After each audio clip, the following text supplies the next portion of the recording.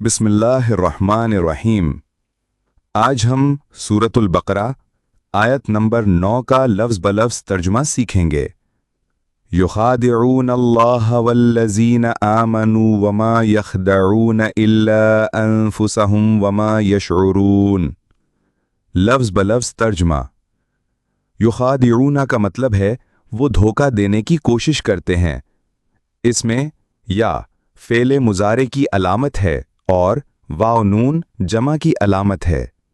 अल्लाह का मतलब है अल्लाह को, वल्लज़ीना का मतलब है और उन लोगों को जो, आमनू का मतलब है ईमान लाए, वमा का मतलब है और नहीं, यख़दाऊना का मतलब है वो धोखा देते।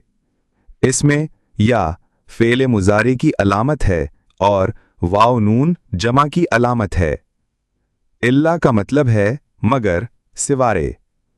अनफुसहुम का मतलब है अपने आप को। वमा का मतलब है और नहीं। यशऊरून का मतलब है वो शऊर रखते, समझते। इसमें या फ़ेले मुज़ारे की अलामत है और वाव नून जमा की अलामत है। आसान मफ़हूम।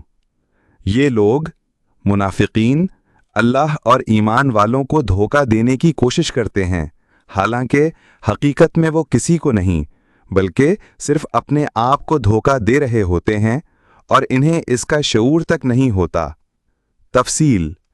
ये आयत मुनाफिकीन की ज़हनी और इखलाकी कैफियत को बेनकाब करती है। वो समझते हैं कि अपने झूठे दावों और ज़ाहिरदारी से वो अल्लाह और ईमान वालों को धोखा दे सकते हैं, मगर हकीकत में ऐसा मुमकिन नहीं।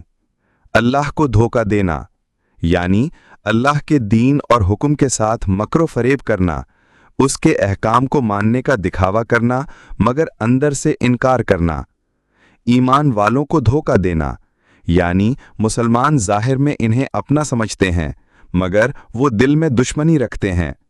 हकीकी नुकसान, इनका धोखा असल में खुद इन्हीं के खिलाफ पलटता है, क्योंकि ईमान के बगैर आखिरत में वो नुकसान उठाएंगे। वमा यशऊरून, ये मुनाफिकीन की गफलत और लाइल्मी की इंतहा है कि वो अपने अंजाम का इदराक तक नहीं रखते, हत्ता कि आखिरत में इसका अंजाम सामने आ जाता है।